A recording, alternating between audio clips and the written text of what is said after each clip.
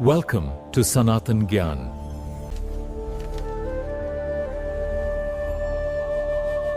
नमस्कार। आज हम एक बहुत ही दिलचस्प विषय पर बात करने वाले हैं। धम्मपद का 8वां अध्याय सहस्रवग्ग, मतलब 1000 का अध्याय। हाँ, सहस्रवग्ग। लेकिन जैसा नाम है वैसा इसमें 1000 श्लोकों या चीजों की बात नहीं है, बल्कि कुछ और ही है। बिल्कुल, इसमें बार बार एक पैटर्न दिखता है। 1000 शब्द, 1000 कविताएं, 1000 लड़ाइयां जीतना या 100 साल का जीवन। इन सब की तुलना की गई है किसी एक सार्थक चीज से, हाँ, जैसे एक सार्थक शब्द या एक सच्ची कविता, या खुद पर पाई गई एक जीत। और 100 साल के कर्मकांड या बस यूं ही जी लिए गए जीवन से बेहतर। नैतिकता और समझदारी से जिया गया सिर्फ एक दिन। ये सुनने में बड़ा सीधा लगता है, पर असल में ये हमें सोचने पर मजबूर करता है कि महत्व किस चीज का है, गिनती का या गुणवत्ता का। सही कहा। मतलब क्या मायने रखता है, क्वांटिटी या क्वालिटी, सार्थकता? आज हम इन्हीं प्राचीन कहानियों और शिक्षाओं के जरिए इसी सच्चे मूल्य की थाह लेने की कोशिश करेंगे। हाँ, तो चलिए शुरू करते हैं। पहली बात जो इन कहानियों से उभरती है वो है एक सार्थक शब्द की ताकत, हजारों बेकार शब्दों से कहीं ज्यादा। जैसे वो तमदा टेक की कहानी है। अरे हाँ, वो जल्लाद वाली कहानी। सोचिए, कोई 55 साल तक चोरों का जल्लाद रहा हो। 55 साल? हाँ, और रिटायरमेंट के दिन उसे बहुत ग्लानि हो रही थी अपने कर्मों पर। जाहिर है। और तभी वहां पहुंचे आदरणीय सारीपुत्र। हाँ। और उन्होंने उसे बहुत समझदारी से समझाया। देखिए, उन्होंने कहा कि तुमने ये हत्याएं अपनी मर्जी से थोड़ी की, तुम तो राजा के हुक्म का पालन कर रहे थे, तो तुम खुद को दोषी क्यों मानते हो? बस इतनी सी बात। हाँ, एक सरल सा दृष्टिकोण, पर उस वक्त उसके लिए बहुत जरूरी था। और इसका असर देखिए, सिर्फ वो एक बात ध्यान से सुनने से, मरने से बस जरा पहले वो अनुलोम ज्ञान तक पहुंच गया। हाँ, यानी सत्य को समझने की सही दिशा में पहला कदम। और कहते हैं कि उसका पुनर्जन्म एक बेहतर देवलोक में हुआ। यहीं पर बुद्ध ने वो श्लोक कहा, श्लोक 100, कि हजारों बेमतलब शब्दों से भरे भाषण से कहीं अच्छा है अर्थ से भरा एक शब्द जिसे सुनकर शांति मिले। कितना गहरा। बिल्कुल।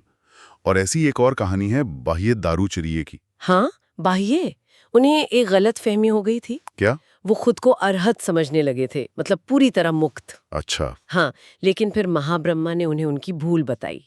तो वो फौरन बुद्ध से मिलने दौड़े। हाँ। और कहते हैं कि 120 योजन की दूरी, जो उस जमाने में बहुत होती थी। हाँ, वो दूरी उन्होंने सिर्फ एक रात में तय कर ली। अरे बाप रे। बुद्ध उस वक्त भिक्षाटन पर थे और उन्होंने बाह्य को बहुत संक्षेप में उपदेश दिया। क्या कहा? बस इतना कि देखने में सिर्फ देखा हुआ मानो, सुनने में सिर्फ सुना हुआ। मतलब जो इंद्रियां अनुभव कर रही हैं उसे वैसे ही देखो, उसमें अपने विचार, अपना अहंकार मत मिलाओ। और बस इतना सुनने भर से? हाँ, कहते हैं बाह्य ने वहीं अरहत पद पा लिया। कमाल है। बाद में बुद्ध ने भिक्षुओं को समझाया भी कि उपदेश कितना लंबा है ये जरूरी नहीं है। हाँ, अगर सुनने वाले को फायदा हो रहा है तो कुछ शब्द ही काफी हैं। ये श्लोक 101 का सार हुआ फिर। बिल्कुल। फिर वही बात दोहराई गई, हजारों अर्थहीन छंदों वाली कविता से बेहतर है ज्ञान से भरा एक छंद जिससे शांति मिले। गहराई मायने रखती है, लंबाई नहीं। सही। अच्छा, फिर वो कुंडलकेसी भिक्षुणी की कहानी भी है। वो तो पहले डाकू की पत्नी थी। हाँ, और उन्होंने बड़ी चतुराई से उस डाकूपति को मारकर अपनी जान बचाई थी। हाँ, और फिर ज्ञान की तलाश में निकल पड़ी। और वो बहुत तेज थी तर्क में, बड़े बड़े विद्वानों को हरा देती थी बहस में। हाँ, मैंने भी पढ़ा है। लेकिन फिर उनकी मुलाकात हुई आदरणीय सारीपुत्र से। और सारीपुत्र ने क्या किया? उन्होंने बस एक सवाल पूछा, एक क्या है? एक क्या है? हाँ, और कुंडलकेसी इसका जवाब नहीं दे पाई। इतनी बड़ी विदुषी और इस सवाल पर अटक गईं। और इसी एक सवाल ने उन्हें उनकी सीमा का एहसास करा दिया। वो फिर भिक्षुणी बनी और आगे चलकर अरहत बनी। तो यहाँ भी वही बात हुई। हाँ, श्लोक 102 यही कहता है, सैकड़ों निरर्थक छंदों को रटने से बेहतर है धम्म का एक पद, मतलब सिद्धांत की एक गहरी बात जिसे समझकर शांति मिले। एक सही सवाल, एक गहरी बात, हजारों बेकार बातों पर भारी। बिल्कुल, एक सार्थक क्षण। और कुंडलकेसी की ये कहानी हमें अगले मुद्दे पर भी लाती है। श्लोक 103 में जो कहा गया है कि दूसरों पर 1000 जीत हासिल करने से बेहतर है खुद पर एक जीत हासिल करना। हाँ, कुंडलकेसी ने डाकू पर विजय पाई, वो एक भारी जीत थी। पर असली जीत तो तब हुई जब सारीपुत्र के सवाल से उन्होंने अपने ज्ञान के अभिमान पर, अपने अहंकार पर विजय पाई। बिल्कुल, ये हुई आंतरिक जीत। एकदम सही। और इसी से मिलती जुलती बात वो अनंत पुच्छक ब्राह्मण की कहानी में भी है। हाँ, श्लोक 104 और 105 वाली कहानी। वो जुआरी था और उसने बुद्ध से पूछा कि कौन सी चीजें नुकसानदायक हैं। तो बुद्ध ने क्या बताया? बुद्ध ने समझाया कि देखो, जुए में जीत जाना या ऐसी बाहरी सफलताएं तो छोटी बातें हैं। असली और सबसे बड़ी जीत है अपनी बुराइयों पर काबू पाना, अपनी इच्छाओं पर, गुस्से पर, अज्ञान पर, इन पर विजय पाना। और बुद्ध ने ये भी कहा कि ऐसी जीत को कोई देवता, गंधर्व या बुरी शक्ति भी हार में नहीं बदल सकती। हाँ, ये स्थायी है, ये हमेशा आपके साथ रहती है। मतलब साफ है, सबसे ऊंची जीत खुद पर जीत, आत्म विजय। बिल्कुल। अच्छा, अब आते हैं उन कर्म कांडों पर। उस समय बहुत से लोग मानते थे कि बड़े बड़े यज्ञ करने से या बहुत दान देने से स्वर्ग मिलेगा या ब्रह्मलोक मिलेगा। हाँ, ये धारणा काफी प्रचलित थी और इसी से जुड़ी सारीपुत्र के रिश्तेदारों की कहानियां हैं। जैसे उनके मामा वो हर महीने नग्न तपस्वियों को 1000 मुद्राएं दान करते थे। ये श्लोक 106 से जुड़ा है। हर महीने 1000 मुद्राएं, उस जमाने में तो ये बहुत बड़ी रकम होगी। बहुत बड़ी। और फिर उनके भतीजे की कहानी है, श्लोक 107। वो 100 साल तक जंगल में रहे और अग्नि की पूजा करते रहे, जिसे हुत कहते हैं। 100 साल। हाँ, और फिर उनका एक दोस्त था, श्लोक 108, जो बड़े पैमाने पर पशुओं की बलि देता था। बलि? ओहो। ये सब वो ब्रह्मलोक पहुंचने की उम्मीद में कर रहे थे। लेकिन बुद्ध का इस पर क्या कहना था? बुद्ध का नजरिया बिल्कुल अलग था। उन्होंने इन तीनों को समझाया। क्या समझाया? उन्होंने कहा कि तुम्हारे ये जो सालों के महंगे और मुश्किल कर्मकांड है, इनका पुण्य बुद्ध के किसी सच्चे शिष्य, मतलब किसी अरहत या आध्यात्मिक रूप से विकसित व्यक्ति को बस एक पल के लिए सम्मान देने या श्रद्धा से भोजन कराने के पुण्य के सामने कुछ भी नहीं है। सोचिए, 100 साल की पूजा या महंगा दान एक तरफ और एक ज्ञानी व्यक्ति का क्षण भर का आदर दूसरी तरफ, और आदर का पलड़ा भारी है। ये तो कर्मकांडों पर एक बहुत बड़ा स्टेटमेंट है। बिल्कुल। यहाँ बौद्ध दृष्टिकोण समझना जरूरी है। बौद्ध धर्म में ब्रह्मलोक को भी संसार चक्र का ही एक हिस्सा माना जाता है, कोई अंतिम मंजिल नहीं। अच्छा। और महाब्रह्मा को सृष्टिकर्ता भी नहीं मानते, जैसे कुछ और विचारधाराओं में है। तो फिर महत्व किस चीज का है? बनाम मात्रा वाली बात सिर्फ शब्दों या कर्मों पर ही नहीं रुकती, जीवन जीने के तरीके पर भी लागू होती है। हाँ, कई श्लोक इसी पर जोर देते हैं कि लंबा पर बुरा या बेमतलब जीवन जीने से अच्छा है एक छोटा मगर नेक और सार्थक जीवन। बिल्कुल।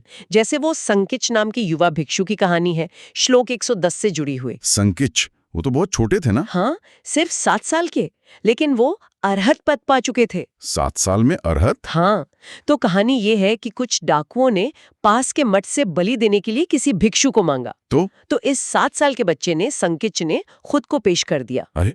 और जब डाकुओं ने उस पर हथियार चलाए तो उसे कोई चोट ही नहीं लगी। चमत्कार। हाँ, और इस चमत्कार से वो डाकू इतने प्रभावित हुए कि वो खुद भिक्षु बन गए। गजब। तब बुद्ध ने कहा, 100 साल तक बुराई और बेचैनी में जीने से 1000 गुना अच्छा है नैतिकता और ध्यान से भरा हुआ एक दिन का जीवन। उम्र मायने नहीं रखती, जीवन कैसा जिया वो मायने रखता है। बिल्कुल। ऐसी ही एक और कहानी है खानू कुंडन्या की। हाँ, श्लोक 111 वाली। वो भी अरहत थे और वो ध्यान में इतने मग्न थे, इतने स्थिर, कि डाकुओं ने उन्हें गलती से पेड़ का सूखा ठूंठ समझ लिया। पेड़ का ठूंठ? हाँ, और अपना लूटा हुआ माल उस ठूंठ पर रख दिया। बाद में जब उन्हें पता चला कि ये तो जीवित भिक्षु हैं, तो वो भी इतने प्रभावित हुए कि भिक्षु बन गए। फिर से वही नतीजा। हाँ, और बुद्ध का संदेश भी वही था, 100 साल मूर्खता और अस्थिरता में बिताने से बेहतर है बुद्धिमानी और ध्यान में बिताया गया एक दिन। और एक कहानी है सप्पदास भिक्षु की। हाँ। श्लोक 112 से जुड़ी हुई है। वो तो जीवन से बहुत निराश हो गए थे। हाँ, इतने निराश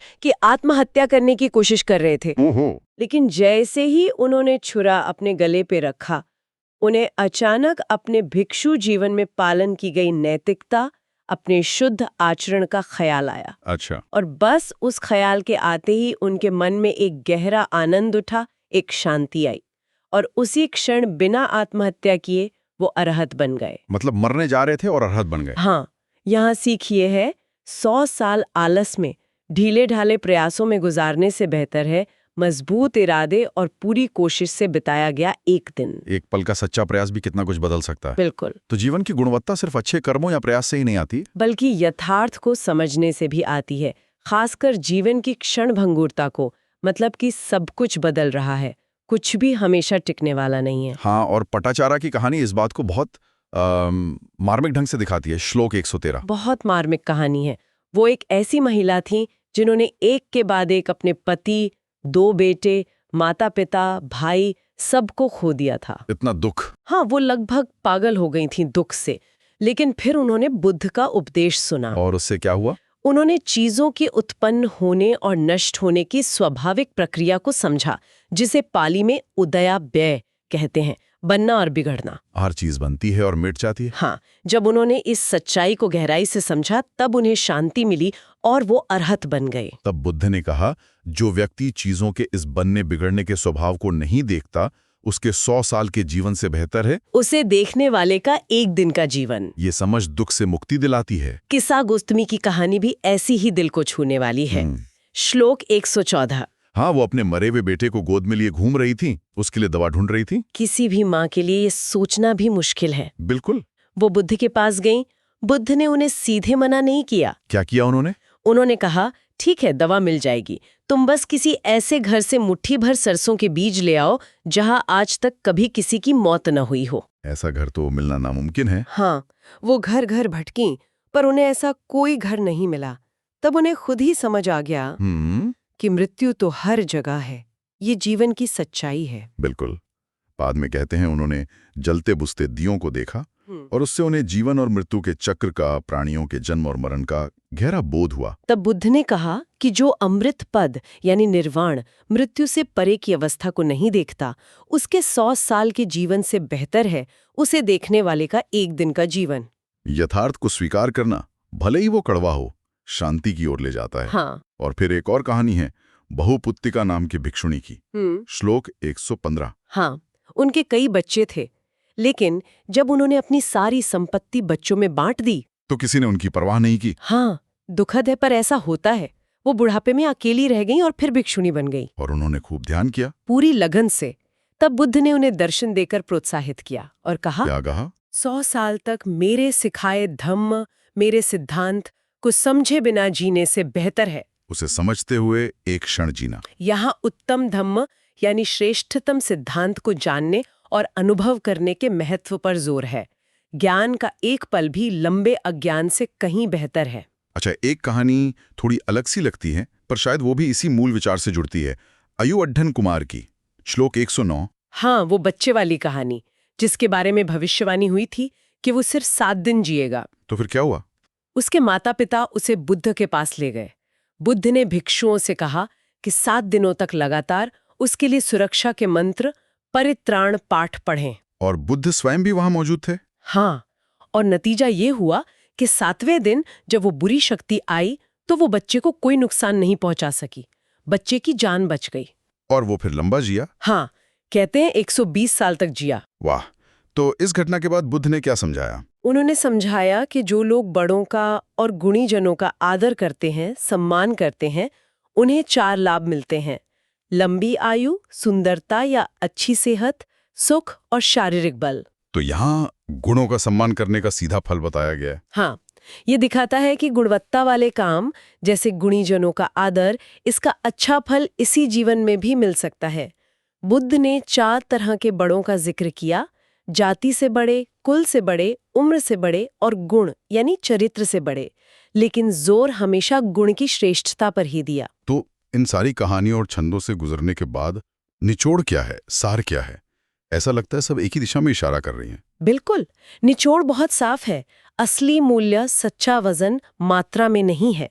चाहे वो हजारों शब्द हों या सालों तक किए गए कर्मकांड हों या जीवन के 100 साल हों। हाँ, सच्चा मूल्य है गुणवत्ता में, सार्थकता में, अपने अंदर के विकास में और चीजों को सही सही समझने में, मतलब अंतर्दृष्टि या विजडम में। ज्ञान का एक क्षण, खुद पर विजय पाने का एक काम, नेकी और ध्यान से जिया गया एक दिन, या सच्चाई की गहरी समझ।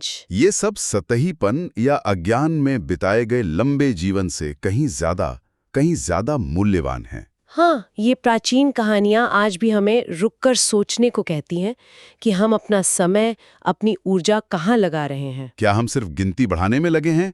ज्यादा साल, ज्यादा काम, ज्यादा शब्द? या हम गुणवत्ता पर, अर्थ पर, गहराई पर ध्यान दे रहे हैं? ये सोचने वाली बात है। और सभी सुनने वालों के लिए भी हम एक सवाल छोड़ जाते हैं। हाँ, इन कहानियों की रोशनी में जरा सोचिए, आज आपके अपने जीवन में वो कौन सा एक सार्थक शब्द हो सकता है, या एक गहरी समझ हो सकती है या खुद पर विजय पाने का कोई छोटा सा काम हो सकता है। जो शायद दिखने में छोटा लगे पर असल में सबसे बड़ा फर्क ला सकता है। इस पर जरूर सोचिएगा। अगली बार फिर मिलेंगे किसी और गहरे विषय के साथ। तब तक गहराई से सोचते रहें। नमस्कार। नमस्कार। Thanks for watching.